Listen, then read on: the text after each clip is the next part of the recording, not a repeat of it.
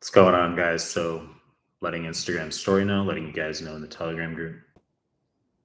Drop your comment on the side there. Ask your question.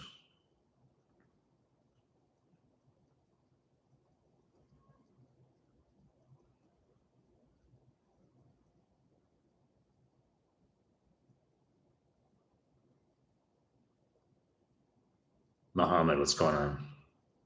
I'm just letting social know. I'm letting social know.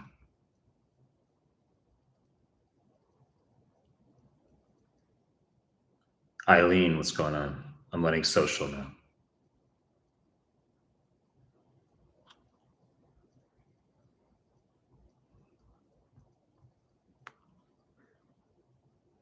Mustafa, Omar, ask USMLE questions. Ask USMLE questions.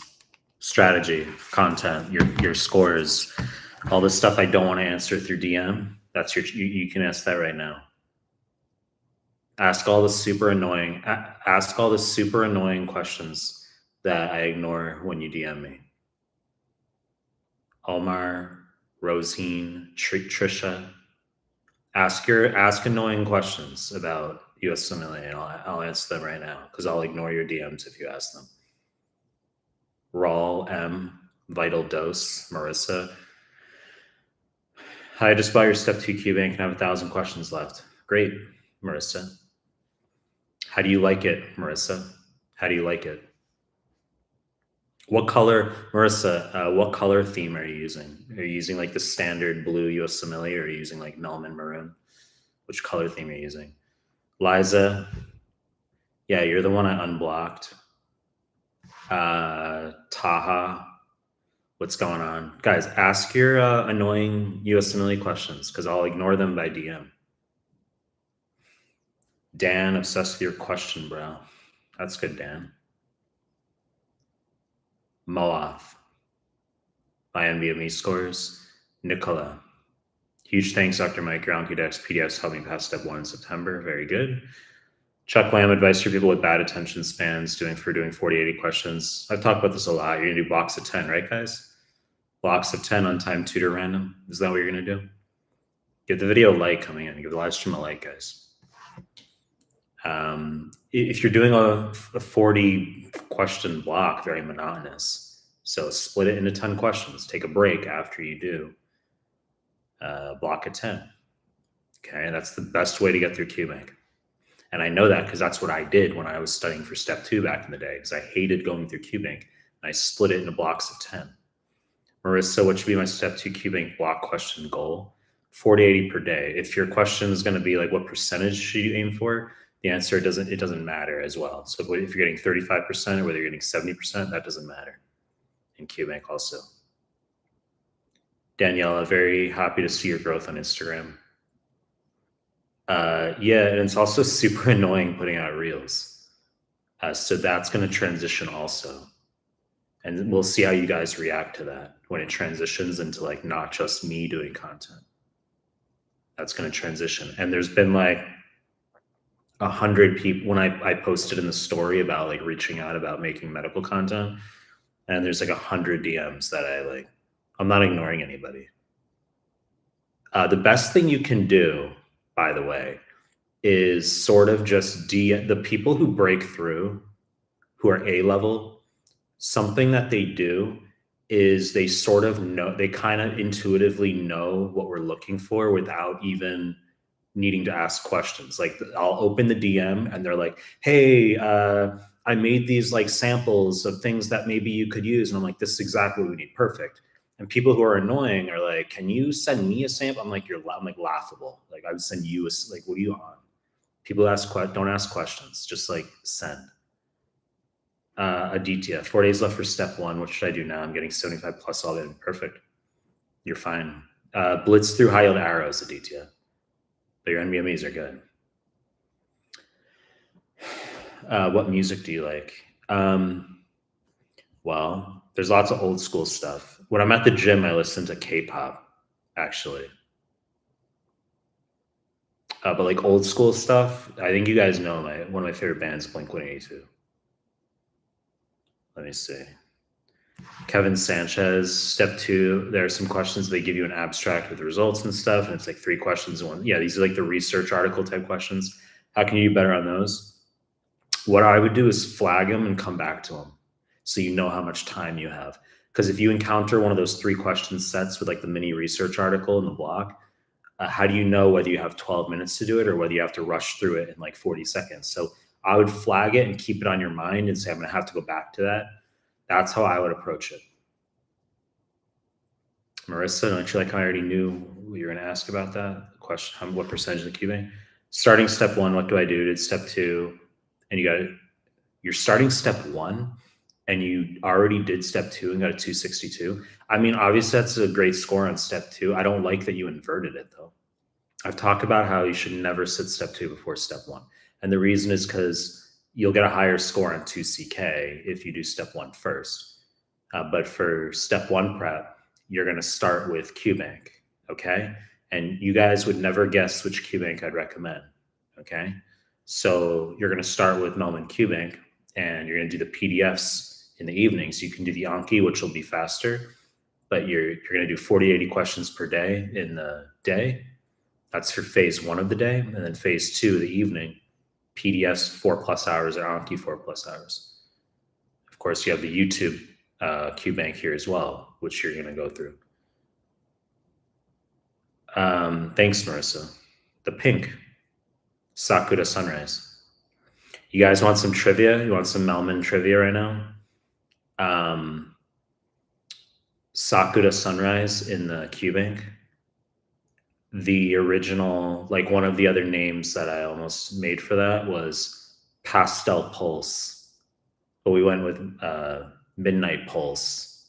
So we didn't want to have 2 pulses. Could have 2 pulses. Diana Pombar, with 1 pass of UWorld is okay, or do I need to do another pass? Okay, so it was similar to yesterday's live stream. I've already said that for every 6 or 7 of you who've heard me like preach our QBanks a million times over and you don't want to hear me do that, you're like, I don't want you to like preach your stuff and sell and all this. I get it. I'm not doing that. But it's a responsibility I have to tell you what's going to get your scores up the most and fastest. But for every 6 or 7 of you who already know ad nauseum about our stuff, there's one of you who doesn't know that we even have QBanks, okay? You have to understand that. I'll get people DM me and they're like, should I do UWorld or Amboss? And it's like, do you know that we have QBanks? They're like, oh, I didn't know you had QBanks. You understand? This is like a new thing. Like, it's a communication thing. So we've got Mehlman QBank, and that's going to get your scores up faster. Okay? It's about speed. And we wouldn't recommend doing a second pass of UWorld that you're already on. We'd recommend if you're going to do a second pass, we would recommend doing our QBank, and you'll see for yourself the comparison that ours is better. Chuck Land, my good friend who used your QBank, got a 265, by the way. Good stuff. And we're not surprised. The QBank's goated. Judson Paul, 8 days for step 3, done with your QBank, how to prepare last week.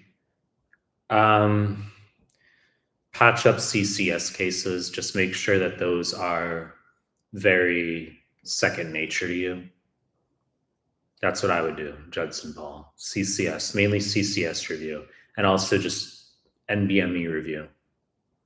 Ahmed, 30 days for the exam, and thanks for being a member. I know you're a member because you're green, everyone else is gray. 30 days for the exam. You did Mehlman PDFs, YouTube QBank, doing NBME from NBME 20. What should I do besides? 30 days for the exam. Well, the final 3-ish weeks should be all the NBMEs. So 20 to 25 offline, free 120, and then 26 through 31. The fuck am I saying? Through 33. We had so many years where it was at 31. But through 33 is what we wanted to do. So 20 to 33 and free 120. Taha. Question banks are gold, and I am using USMLE template. Got it. USMLE color, the blue. It's good stuff, Taha. Marissa, not going to lie, but using the pink theme changes the study vibes. Good stuff. Let me see. Chat moved on me. I'm OCD about going in order. I got my Trisha. You got your first NBME, your first 70 at NBME 29, but you have FOMO not doing Mehlman QBank. Should I go ahead and do it? I'm planning to take the test before the holidays. Before the holidays, if you're before the holidays, so if we say arbitrarily December 20th, you could easily, you would just bang out our QBank, let's say 100 questions a day, and then you've got all the NBME stuff that you can do. Get this done before Christmas, easily. Bernardo, Dr. Mike, I already did 50% of your QBank, hitting 60s to 80s in my blocks of 10. Is it possible to take step one late December? Well, we want to look at your NBME scores for that. So even if you're scoring well in QBank, we want to see your NBME scores after. So after you finish Mehlman QBank, you do, as I said, 20 through 25 offline for 120, and then 26 through 33 online. And we want to see 68+% on 3+ NBMEs for you to sit step one. 65+ is pass, as we said, but I want a buffer. Raw M. If I get 70+ in NBME, when should I take the test? Give myself a couple of weeks, a month, or what? 70+, as I said, is a really good score. So we just want reproducibility of that. So just take more NBMEs, get through all of them. If your scores are consistent, then you're fine. Moath, your NBME scores 61, 64, 64, 66. Okay, all in the 60s, you got a 71. All of them are offline. What's your advice and when to take the exam? Well, I'd want you to get through all of the NBMEs, as I already talked about, and as long as they're 68+, you're good. That's it. Keith, thank you for all you do from New Jersey. Liza, isn't high score in QBank associated with higher score in the real deal? The answer is yes, but I still don't want any type of reliance on that. We want you to sit the NBMEs ultimately. It's just a caveat. It's pretty standard. We just don't, whether you're getting 35% or whether you're getting 80%, we just want to see how you do on the NBMEs after. Okay, so George, QBank almost done fully. Correct percentage still pretty low. What to do? Well, you're going to do some NBMEs after, George. So you'll do 20 and 21 offline. And we want to see at least in the 60s for those. Okay, so I'd say if you get below 60% on NBMEs 20 and 21 offline, George, then I don't want you going to NBME 22. I want you going back and doing Mehlman incorrects. And then you could go redo 20 and 21 again, which you'll do well because you sat them already. Then you'll do 22, and we want to see 65 and above. And if your scores still aren't where they need to be, then I'd ask, have you done the other Mehlman stuff? Have you been doing the Mehlman Anki? Have you gone through the PDFs? Have you done the YouTube QBank? Because there's multiple pillars, right? So it's like someone saying, I want an 8-pack and be jacked. But it's like, okay, you're running every day. That's really, really, really good. But are you eating well? Are you lifting? And they're like, no. And it's like, well, we still want you to do like the PDF / Mehlman Anki. We still want you to do the video QBank, right? Even though running every day is important. Marissa, you failed NBME comp, now doing your QBank. If I'm getting 68 to 80% 1 week out, should I feel better about getting the school 220? Is it possible with 1,000 questions left? I mean, you said you're a week out?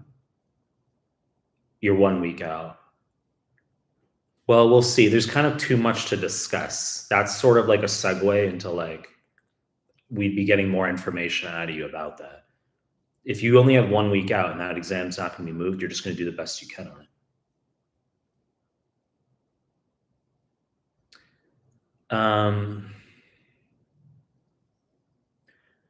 Don't you have better things to do? Thoughts on boot camp?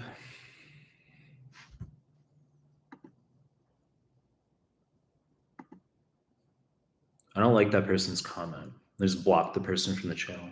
Whoever you were, I just blocked you. So every comment you make now, you can read it, but no one else can read it. If you make a negative comment, you just get hidden forever. So it's like, I don't know what the benefit of that is. YouTube isn't democracy. Instagram's not democracy either, also. Bala Ganesh, is just doing your step 3 QBank enough for a good score on step 3? It's good. However, you still need to do CCS cases, right, Bala Ganesh? I would do 3 per evening. They're going to take you 10 minutes each. And we would also have you go through the shelf banks. Okay, so we've got the 1,000 question shelf banks, 8 of them. So you might say, well, I suck jack shit at pediatrics or obs gang. So why don't you remediate and do the shelf bank for that? So you could do like 1,000 questions from the emergency medicine or like the obs gang QBank that we have, in addition to the step 3 QBank. Same thing for step 2, guys. When you're on rotations, if you're on rotations, do the shelf bank with the 2CK QBank. If you're post grad, you already finished all your rotation stuff, you can do the shelf banks and the 2CK QBank. But those are how you're going to even get a higher score. It's not a question as to whether the score will be higher. Reem, Shams, I'm still in the phase of solving QBank system by system to study more concepts as I am in an old grad. What should I do so I don't forget the system I finished when I move to a new system? Well, I would not study system by system when doing QBank. I've talked about that.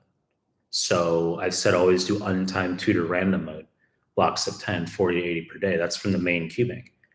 But then if you want to do system by system, that's what the shelf banks are for. So you're doing the main QBank random mode, but then let's say you're doing the neurology shelf bank, the QBank, 1,000 questions. You're doing the pediatrics shelf bank. That's your subject. If you're studying for step 1, you've got the Anki decks that you can do subject by subject. 2CK3 people are using those as well. But it's sort of like your phase 1 of the day is random mode QBank. Phase 2 of the day is subject specific Anki/PDF. And we're talking 2CK3 rotations. You do the shelf bank in that subject in addition. Senor, Dr. Mike, NBME 30, 68%, NBME 31, 61%. Usually around there, never above 70. I have NBMEs 32, 33, free 120 left. Thoughts about test in 3 weeks. When did you get the 61% on NBME 31? That's clearly a fail, and I would postpone. I'd want to talk to you more about what your other NBMEs were. Had you sat any others? And we might have you sit another, but, oh no, you say 32 and 33 left. So I'd want to know what the other scores were on the other NBMEs, the exact dates you took them. But the 61, I don't like that. I would probably postpone you to end of December or January. That's based on experience in terms of I don't like people taking a bad score in the final weeks. I don't like that. Because it means it's possible for you to get that on the real deal. I don't like that. Daniela Oliva.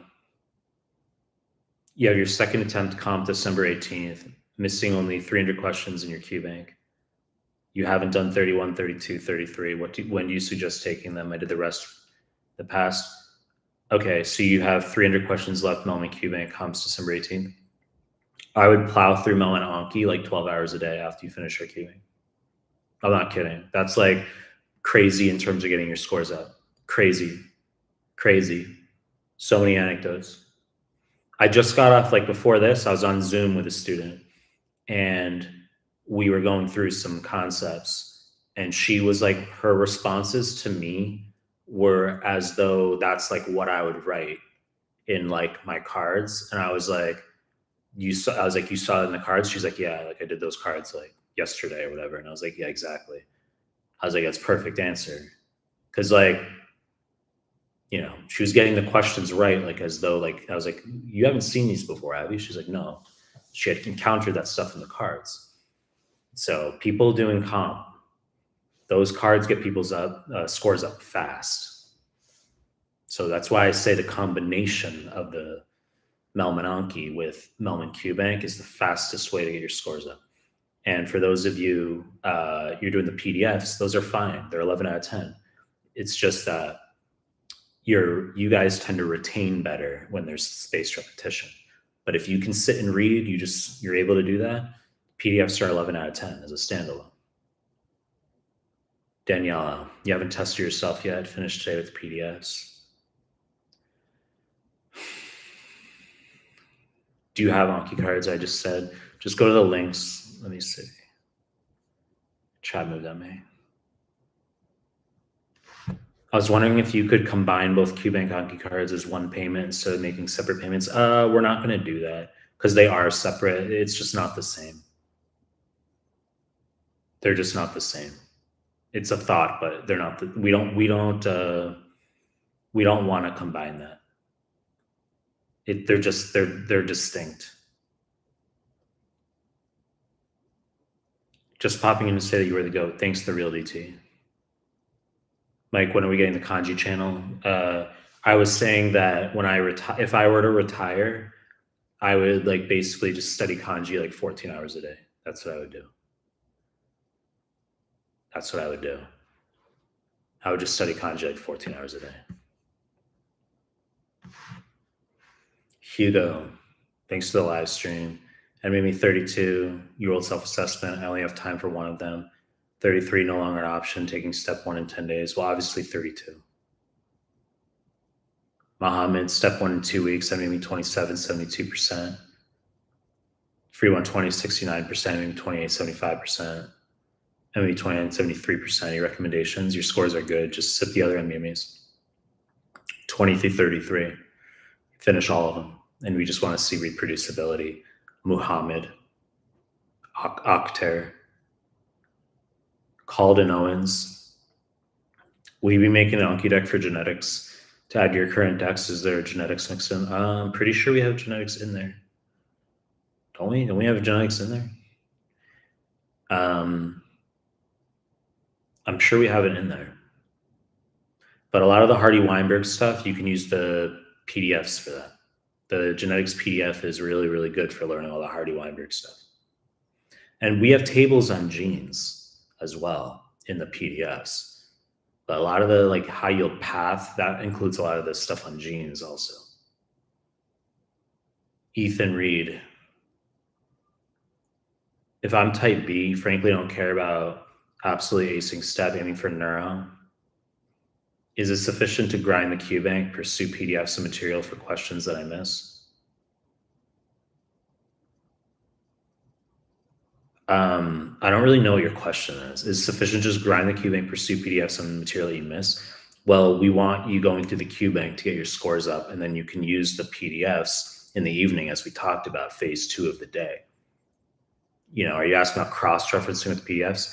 The QBank and PDFs, that combo will be enough for many people, if that's your question. Marvelous 115, got into residency Canada, step 1, 6 months. You are on call 24 hours. You need efficient prep.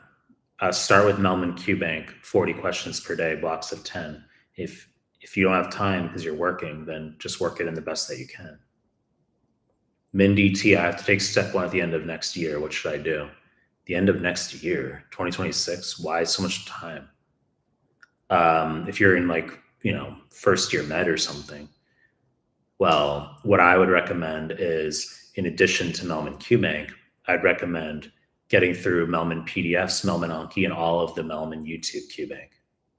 That's what I would do. Your advantage is that you could go through the entire YouTube Mehlman free QBank. That's literally, this is not a joke, guys. You ready? This is not a joke. You ready? If you were to sit in an apartment in Iceland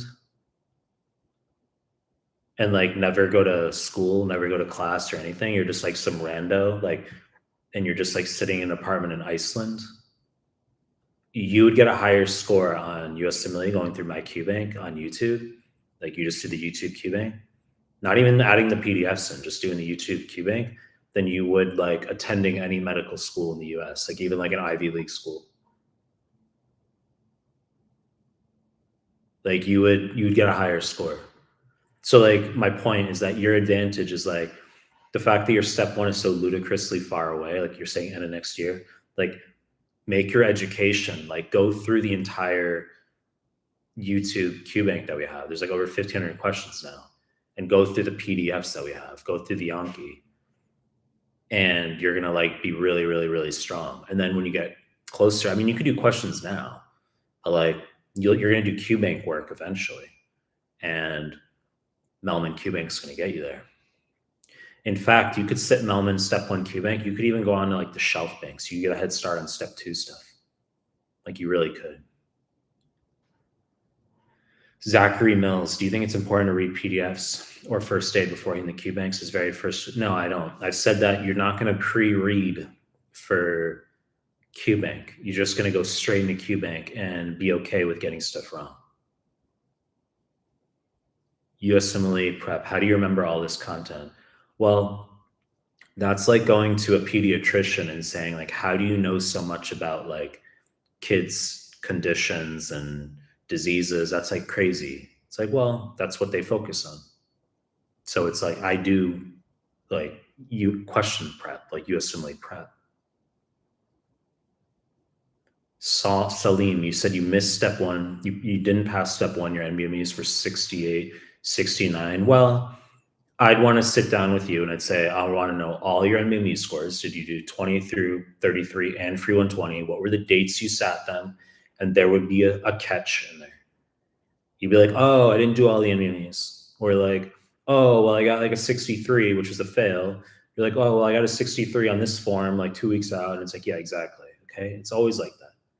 So there's something in there that we don't know.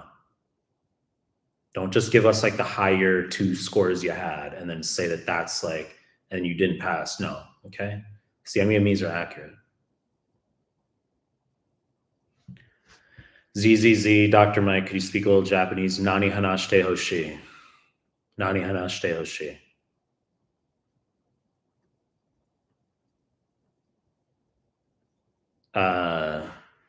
The Okora 444. How often did you read for your USMLE prep? Both step 1 and step 2. How often do you read now? You're correct in saying most of us can't read. For my step 1, I studied 8 to 12 hours per day, every single day, the entirety of 2012. So I sat step 1 end of 2012 in December, and I studied 8 to 12 hours per day the entire year. I don't think I took a day off the whole year. Like I went on a road trip.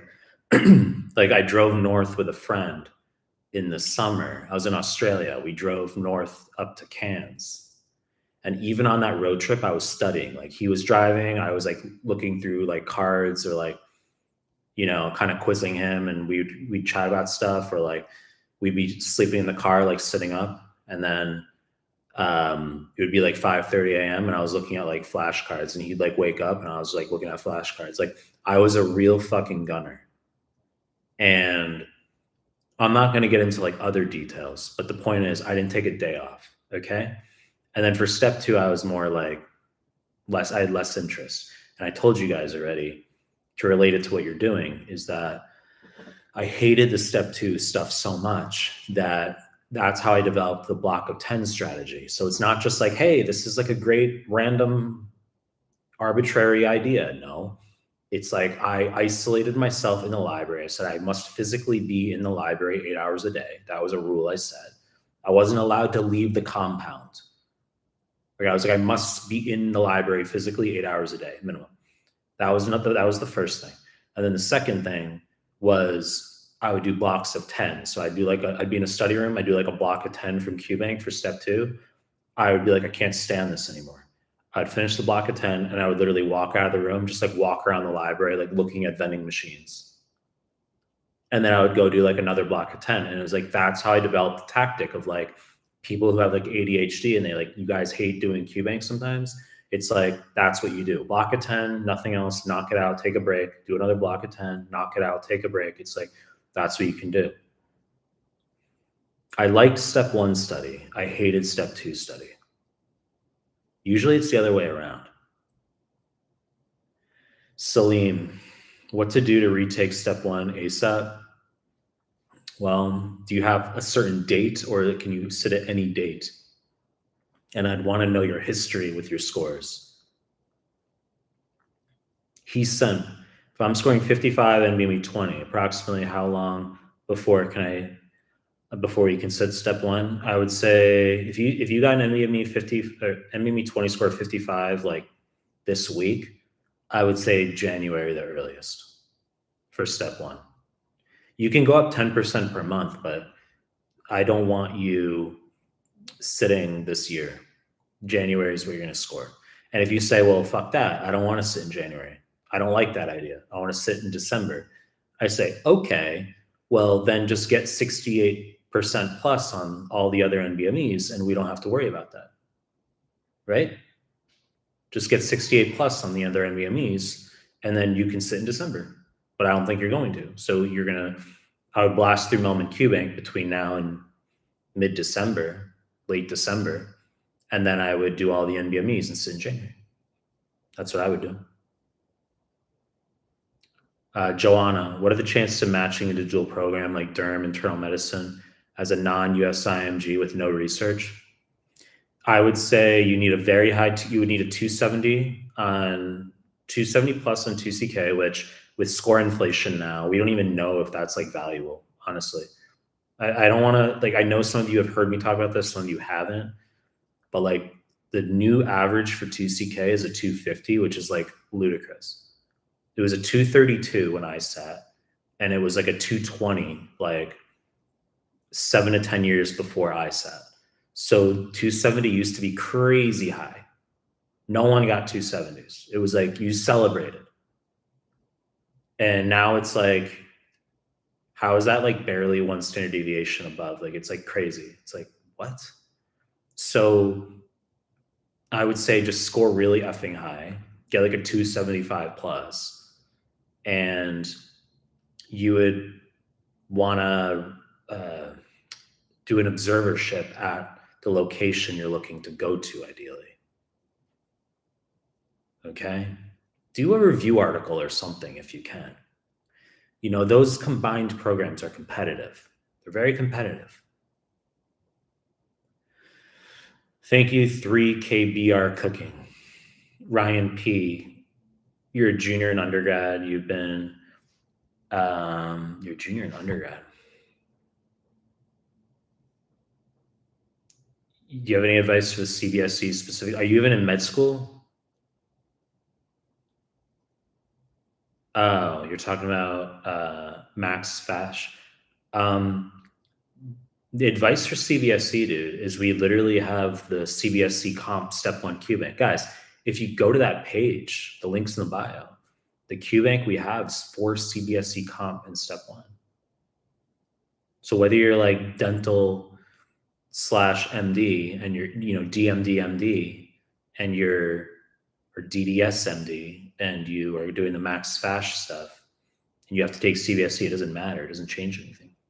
You got to prep for it the same way. George, thanks. You've been the single biggest helping factor so far. Thanks, George. Ahmed, where have you completed your residency and what program? I run a business. This is a business. Like, you know, I don't want to get into all the nitpicky stuff. Let me see, the chat moved at me. We run a business. You know, there's more upside in business. It's higher risk, but there's more upside. No one tells you what to do, and there's more upsides. But what you guys do in terms of like, you know, when you go to residency and stuff, it's low risk because the buck never stops with you. You say, well, you know, buck stops with you. You're a doctor treating a patient. Yes, we get it. But like, the buck doesn't stop with you. You're not keeping the lights on at the hospital. You're replaceable. So it's low risk and you can still make 6 figures. And that's why like medicine's appealing, because you're like, it's low risk and I get approval by my parents and, you know, society, and I can still make 6 figures. But business is upside. There's higher risk. If I just stop making content, right, in 2 weeks, you'd be like, what happened? What happened? Like, what, you know, like, you know, you got to never stop making content in business, but there's more upside. So when people act like surprised at like, you know, why did I choose not to go through the hospital route? It's like, well, let's just be very clear that there's more upside. No one tells me what to do. right? That's why it can be controversial. That's why you can be like, well, he's weird. You can be like, he's weird or something. It's like, that's cool. Well, no one's telling me what to do, right? Umar. So Dr. Mike, what's the pass for percentage for the main step exam? I said 65% is what we want to see. Savvy Synapse, I did my first pass. Step 1 from UWorld and FA, classic. How to consolidate everything now when I have a foundation question mark. I was thinking if I should just do your PDFs and take NBMEs. Well, I'd want to know what your NBMEs are. So if you said you already did UWorld and FA, I'd want to just say, what are you getting on the NBMEs? So you do 20 and 21 offline. And if you get good scores on those, as in 65 plus, that's pass. I'd have you just move through and sit all of them up to 33 and free 120. And as long as you get 68 plus, you can sit. And if your NBMEs aren't where they need to be, you're not breaking 65, and ultimately you're not getting above 68 as a buffer, then guess what? You're going to do Mehlman QBank, and you'd be like, shit, this is really good. And this gave my scores up. Do Mehlman Anki, Mehlman PDFs. Okay, so that's the stuff you do. But the fact that you already did UWorld and FA, just sit the NBMEs, okay? And if your scores are decent, they're decent enough, just sit. The Ulk 44, yeah, you're right. Izzy, last NBME is 1416, scored 262 for step 2. Taking in a week, last minute prep tips, not really. Just consolidate around those NBMEs, Izzy. And don't study the day before. Have a chill day the day before.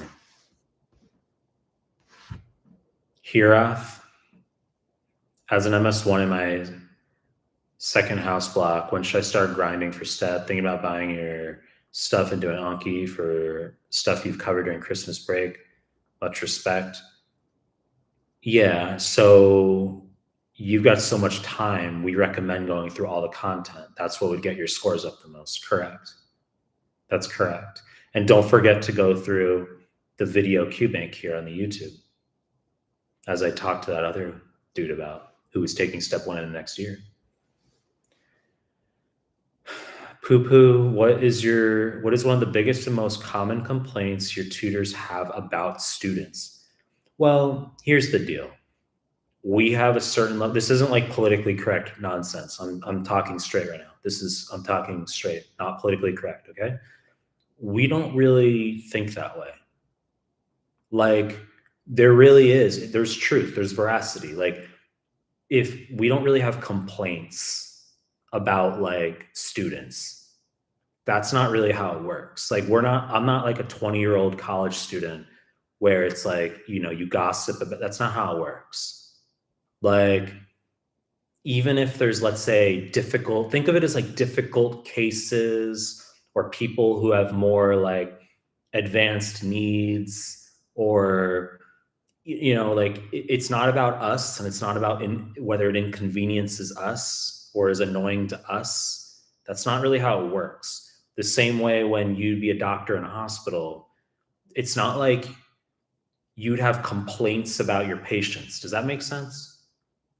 Like, you'd have patients where some of them have more like, they have more empathetic like requirements. They say they want to like establish greater rapport, or they're reporting their symptoms. They're more needy. And it's like, it's not, you wouldn't have complaints about your patients.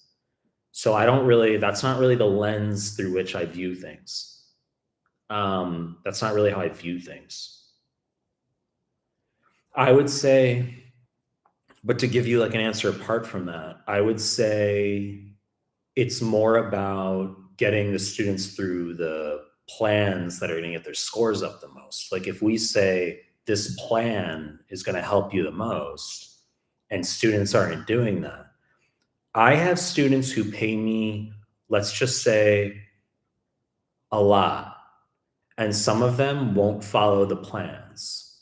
And it's like kind of interesting, because it's like you'll pay someone like very substantially, and you're meeting with this person face to face, and you don't follow the plan sometimes. And it's like, that's like interesting. And it teaches you that some students that's never what they were looking for in the first place. Like, they're just kind of looking for an ostensible accountability, like the idea, like the superficial notion of being guided. It's like someone holding your hand a little bit, but not really. Like that's what some people are looking for. So I'd say the only complaint I could have, quote unquote, would be like, if I know this is going to help a student the most, this plan, because I know what I'm doing, and the student's like doing their own thing. And it's like, I don't try to force it. There's no like paternalism. In the past, I used to get like kind of pulled into that. I'd be like, no, this is going to help. And it's like, okay, it's just an observation. It's like the same way you're a doctor and you can't get upset necessarily if the patient who has their own autonomy is not going to follow your, regimen or what you prescribed or what you've recommended. You understand? Birch, Aaron, what's the quad bundle? We've got 4 courses for biostats, biochem, pharm, micro. That's the quad bundle. The biostats in particular, it's probably the best way to prep for biostats for USMLE. We've got the PDF from way back, but the course that we have with MCQs and audios, I leave audios. There's questions in there with my audios, 2 per question for biostats to help you out with that. So you have a question on, let's say, p-values, and there's like a 3 to 5 minute audio on it, and then there's a second sub 60-second audio. So it's a cut to the chase audio for all of them as well. Yakub, what does an upper motor neuron? Yeah, because you guys, all those Instagram reels and stuff, I have a zone where I get into that with like more high caffeine and like I'll go faster. We'll use these live streams for your annoying exam questions that I ignore on Instagram and Telegram and sometimes WhatsApp. Taj, people say CMS forms are too simple and we can avoid as well as postgraduate. What's your point of view? Well, I still recommend doing the CMS forms prior to 2CK. However, I don't, and step 3 actually, but I don't think you need to do 2 passes anymore. And the reason is because we now have the shelf banks that we're doing or that we've made, and they're helping people get their scores up. Okay, if you don't know what I'm talking about, we've got 1,000 question banks for each rotation. Emergency, FM, IM, etc. So those are going to get the scores up. You only need to do 1 pass the CMS. YouTube QBank is straight heat. Thanks, Steele. Jakub, how can someone get a 280 on step 2? By going through, I'll tell you very easily, I can get a 280 on step 2. You guys ready? Okay, this is how you're going to do it. You would do Mehlman 2CK QBank. You would do the 8 shelf banks. That's another 8,000 questions. You would do the YouTube playlists in the subject rotations. Peds, OpGyn, you just go through those video questions. And then you go through the PDFs in those rotations.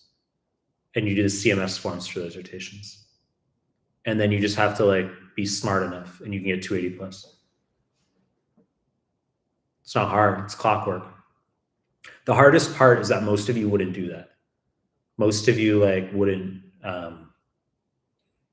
you would know what to do, but you wouldn't do it. And I've analogized this before. It's like very, very, very, think of it as like very similar to like, none of us here are confused about how to get an 8-pack. You're like, yeah, I'd have to like eat very stringently. I'd have to eat a lot of like salad and like stuff that I don't want to eat, like a bell pepper with no dressing and nothing. And like, just like you eat very, very boring food. You would do a lot of cardio, like an hour of cardio daily, and you would lift and you'd feel hungry all the time. And you do that for like 2 months minimum and you could get an 8-pack. But guess what? You know, a lot of people don't want to do that. They say, I know what to do, but I don't want to do that. Now, all of you think you want a 280 plus. You're like, I want a 280 plus, like, but you don't actually, because if you actually wanted it, you could get it. The same way if you actually wanted an 8-pack, you could get it. So maybe what you really want is a 259. Well, actually, I don't think anyone wants a 259. What you really want is a 261, not a 280. The same way you're happy to be like pretty fit. You're like, I don't need an 8-pack. I'll be like pretty fit and just kind of be comfortable. You understand? So 2CK QBank, all the shelf banks that we've got, the YouTube QBank, the playlist for the 2CK, the PDFs in those subjects, and the CMS forms in those subjects. You do all of that, and you're smart enough, 280 plus.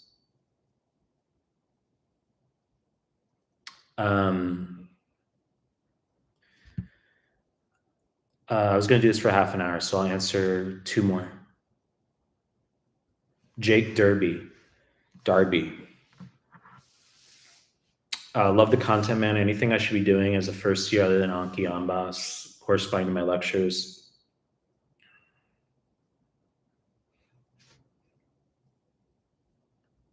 Poo-poo. Yes, 100%. I meant in terms of simple high-yield behavior mindsets that many students have, that it's often easily resolvable.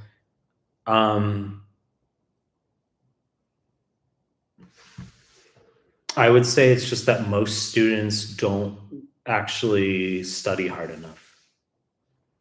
That is kind of what I was saying, is that you get a lot of people that they just don't follow plans.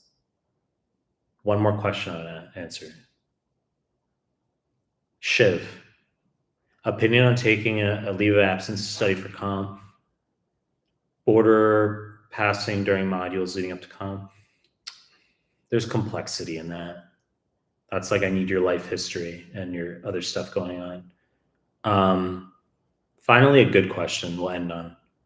Zuhab, is Japan still foreigner friendly? The answer is no. The answer is no. It's like, I've been in Japan a decade, and I pay a lot of money to the government here. So I'm kind of like good to the society here. But you have a lot of people where they come in and it's mainly Japan's fault because they're not making enough kids. It's Japan's fault. So they have an aging population, and they're not making any kids. And then they have to import a bunch of Vietnamese and Nepalese. So like, a neighborhood I used to live in when I first came to Japan 10 years ago it was all Japanese in my neighborhood and very few foreigners. I was one of like the only foreigners there. And then by the time I moved about 6 months ago, it was basically like over half foreigners. It was like all foreigners. They basically ruined the area. And you say, well, you're a foreigner. It's like, yeah, but I'm sort of an exception, because the amount I pay the government is like what 100 other foreigners would pay the government. So it's like, I'm kind of an exception, but like in general, like maybe like 200 foreigners would pay the government, honestly. But it's like, there's too many foreigners here. And I've moved to like more of an outskirts area where there's like, I only see Japanese now. It's like pretty rare I see foreigners in my area. It's pretty rare. It's like just Japanese where I am.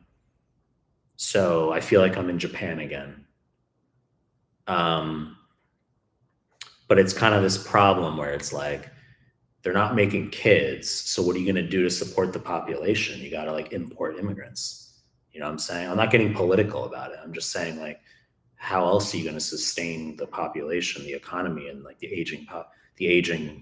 needs of people? So do I teach English? I taught English for like maybe 6 times for fun back like 10 years ago when I got here. It was just like a hobby, because I was in an immersion school for Japanese, and I had a classmate, my friend was at an English school.